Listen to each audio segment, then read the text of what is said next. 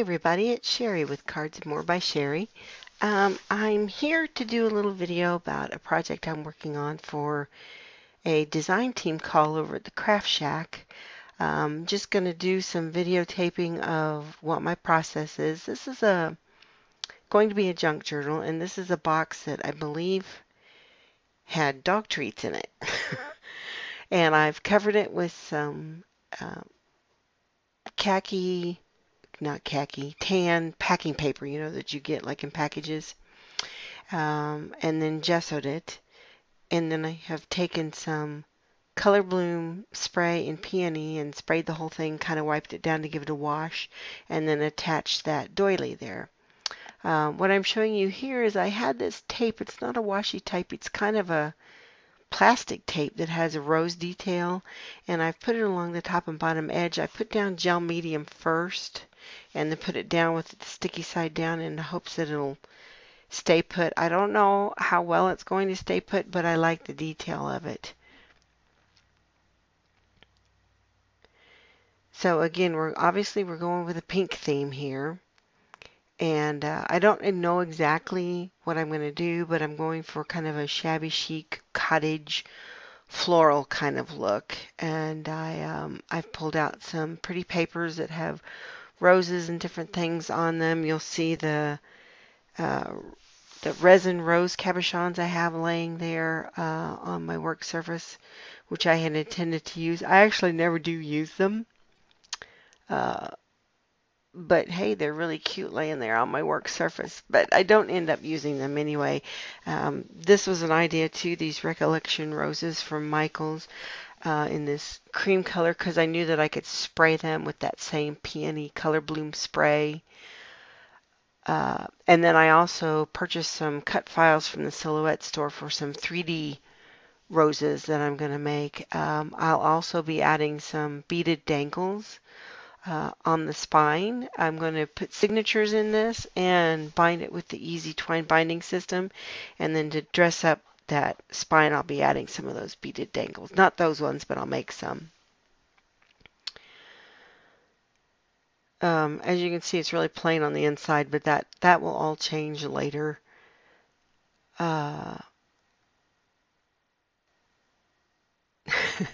I don't know what I'm talking about here, to be honest with you, and I've lost my audio on this, so we're winging it here with a voiceover. Oh, I'm talking to you about the binding, how the twine wraps around and goes through each signature, and then you tie it on the outside and then dress it up with the bead dangles. The ones I've got there it's the wrong color pink, so I will ultimately be making some different ones to add on there that go better with this, and also that I use gold findings on, because I'm kind of going with a pink and gold thing. Here are some of the papers that I pulled out that I thought I might possibly incorporate in. These are some printables that I got in a rack that someone sent me, and they're very, very glossy paper, probably printed on laser or something. I end up using some of these on the front cover, and then also in the signatures themselves. Beautiful prints, beautiful roses on these, and that's kind of, as I started pulling things together, that was part of my inspiration.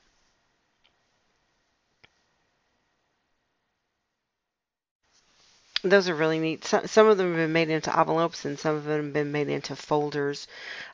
These are some pretty papers that I was gifted as well, that have actually lines printed on the other side of them, and they're great for journaling spots. Some other pretty papers that I found that I had left from who knows what.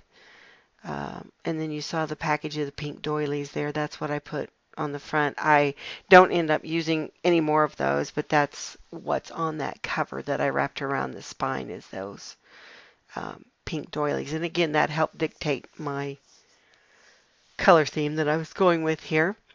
We're also going to use this doily stencil from Elementals. This is Prima Finnabair stencil, and I'm going to use this on the front with some modeling paste, and then I end up also using it on the inside covers, just dabbing through it with ink and a sponge. I'm looking in vain for a name for this stencil, and I don't know what it's called, so we're just calling it the doily stencil.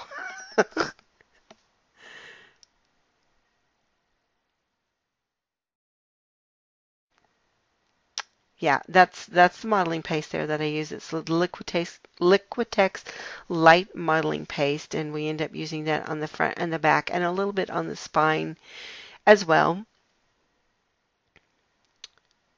But again, at this point, I really have no clue what I'm going to do with this project or how it's going to come out. This is really an adventure in mixed media experimentation with me because I'm still new, still learning, still figuring out what works with each other and doesn't, what to layer, what not to layer. So this is a fun experiment, and I appreciate y'all coming along with me. We'll do this in segments so that I can come back and show you the different parts of it, and of course we'll end with our finished project. So thanks for coming along, folks. I really appreciate it.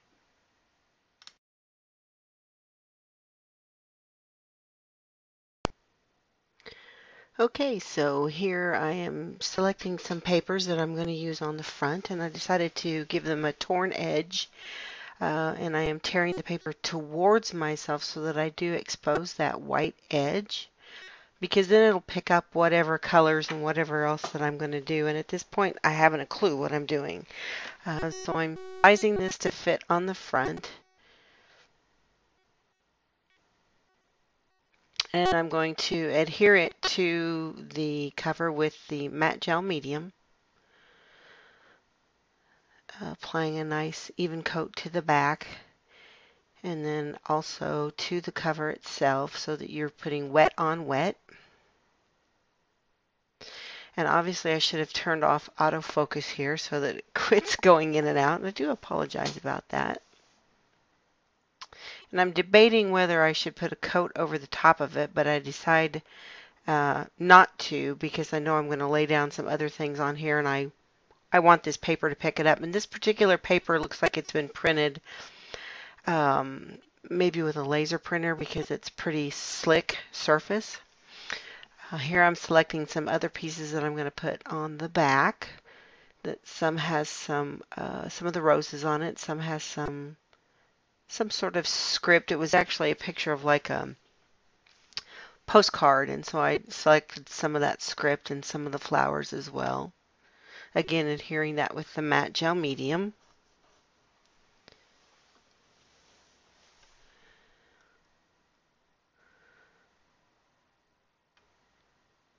I'm going to hit that with the heat gun and make sure those are good and dry before I go on to anything else. As some of you may know, mixed media is kind of new to me, and it's hard for me to want to put something down and like it or not like it and then cover it up with something else, and it's been hard for me to get into the fact of layering. Here I'm going to take my gesso because I want to tone down these papers. Right now they're far, far, far too bright. So I'm going to hit those with kind of a rough brush, and then I'm taking a baby wipe and removing some of that that's right on top of those papers so that the design still does show through, but it's giving it kind of a washed out antique look.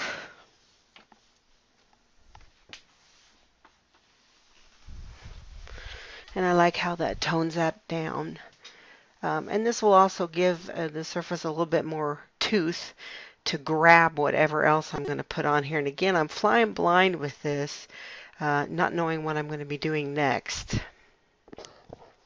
Again, drying it with my heat gun, being careful not to, this is an extremely hot embossing gun, so I want to make sure that I'm not causing anything to bubble up. And I keep moving those darn resin roses out of my way. And the funny thing is, I don't end up using them at all on this project. But yet I keep moving them out of my way. All right, here I'm taking my brand spanking new set of gelatos. Trying to decide some colors to use that are going to pick up both kind of the peachy color in there. And I picked up peach and I think it was guava. Just going roughly around the edges, and this is going to be picked up mostly where I've torn the paper and that white is there, and just rubbing it with my fingers, blending it out a little bit. Doing that on the pieces on the back as well.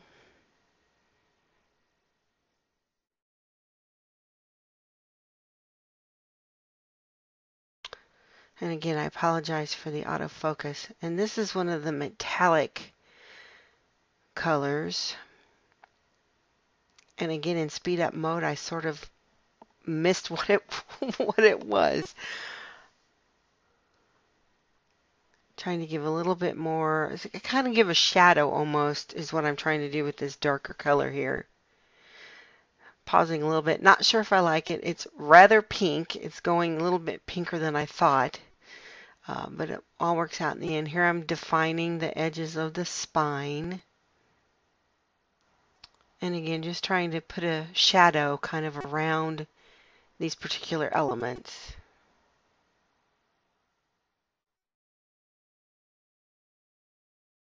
And I wasn't really happy with how this wasn't blending out the way I wanted. So I'm dipping my finger into my water bin over on the side and trying to spread that out a little bit more. And I'm a little bit more happy with that at that point. And here I'm taking the chocolate colored one. And at first I was just going to try to add some definition with my finger, but it wasn't working. So what I end up doing is I get a piece of freezer paper to put on my work surface. And I'm going to scribble this gelato right onto the freezer paper. And then with a wet brush, pick that up. And what I'm trying to do, and obviously I'm off camera and you can't see it, but I'm trying to give a little bit of a look of antiquing, or what we would do on paper, like with distress ink or inks along the edges, trying to give that a little bit more of an aged, toned down appearance. But of course, every time I hit it with water, then it's reactivating everything that's on there. So I struggle with this a little bit, because when I start to think that I get the brown the way I want it, then I realize it's picked up the other colors. So this was almost an exercise in futility. Here I try to hit it directly onto the edge there with the gelato itself to try to get a little bit more color. I don't want it to be like I've outlined the edges, but I just want a hint of kind of antiquing or aging along the edges.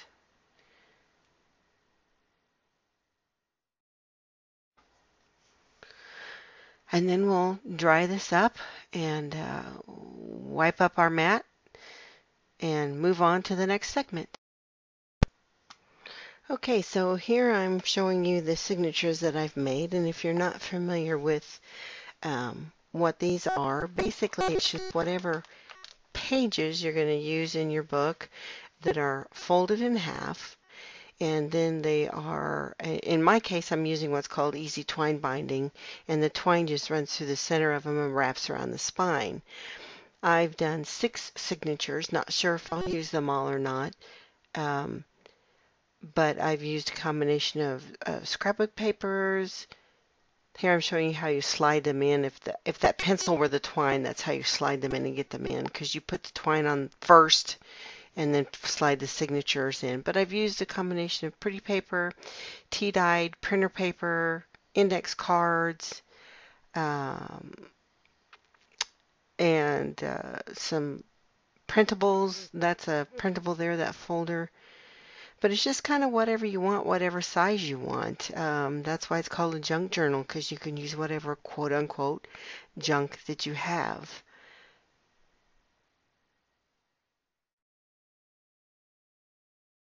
That envelope is going to make a nice spot in the middle there where you can put memorabilia inside there. So again, I'm just showing you kind of what my signatures are like. That one I'm going to move to a center so you can see that header on the paper. And then we'll come back and show you some more. Okay, so I'm coming back to you with an update to show you what I've done else on the book.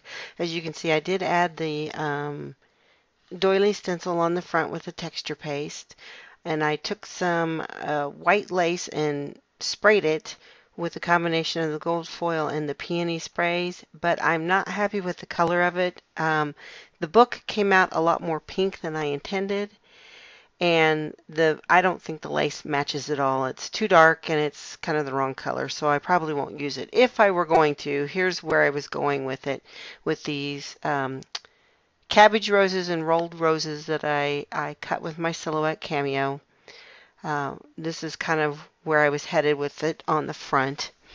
Of course, I'll add some other things, but again, that ribbon, I'm hung up on that ribbon, that lace, I don't like it.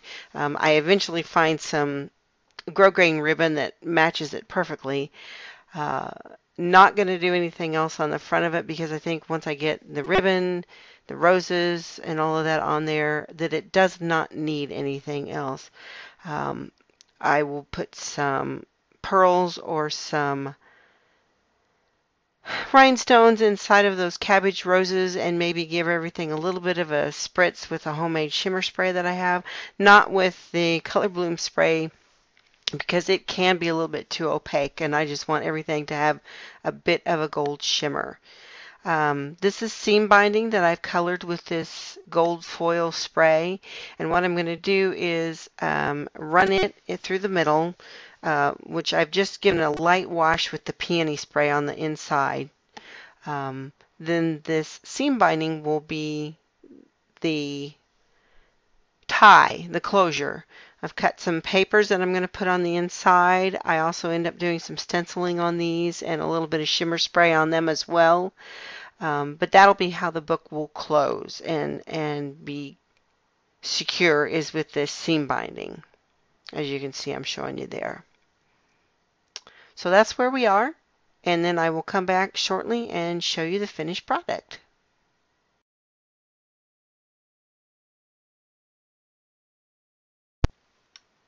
Okay, and for some reason I lost my audio on this last section, so we'll just do a quick voiceover.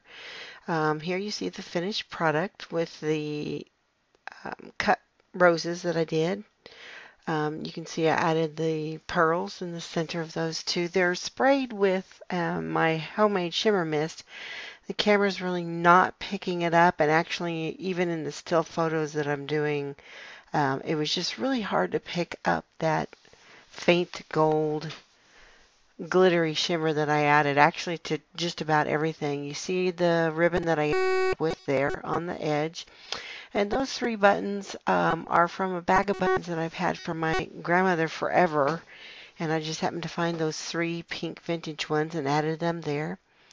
You see the modeling paste that we did on the front and the back and the spine. And there is how the binding came out with, and the beaded dangles that I made to add there.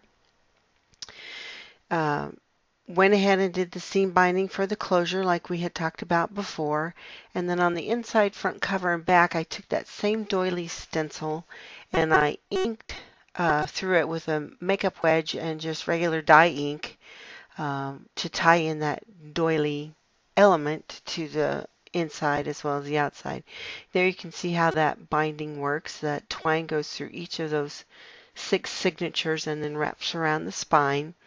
And as we talked about before, those signatures are pretty simple. I did add some tuck spots and some simple stamping and just a neutral tan. I didn't want it anything outrageous.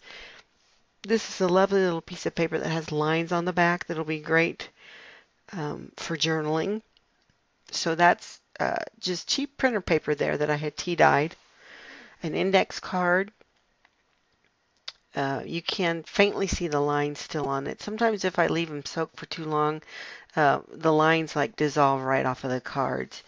That folder there in the middle, that's the same paper that I tore to put on the front.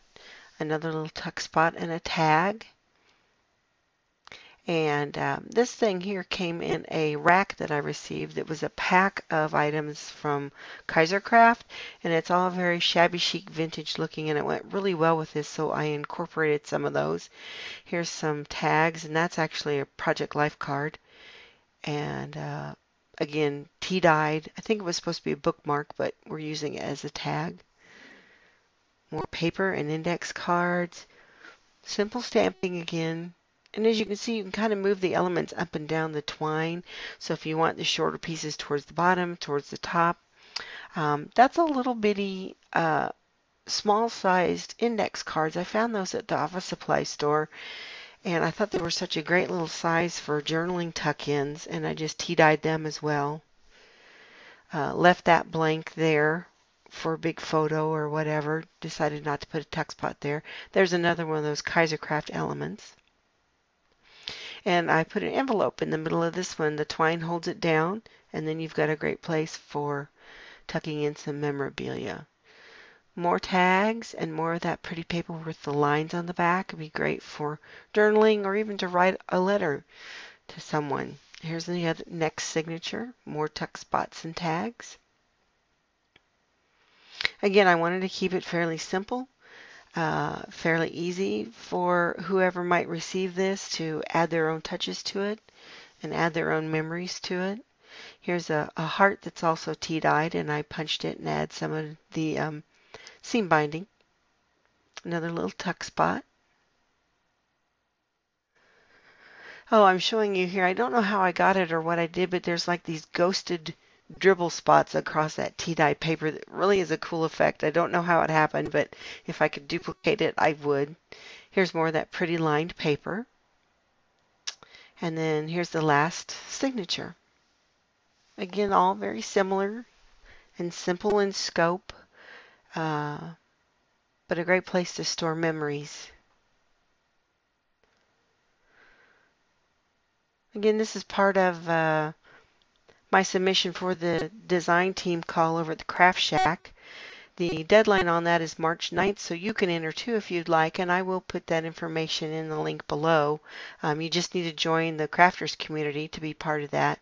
I did spray the front cover and the inside covers with that Krylon spray that I just showed you because I didn't want any of the gelatos to rub off on any of that twine. So I hope you enjoyed this little project and watching my process as we went along. I appreciate you tuning in. Please like and subscribe, and I will see you the next time around. Thanks, guys. Have a great day.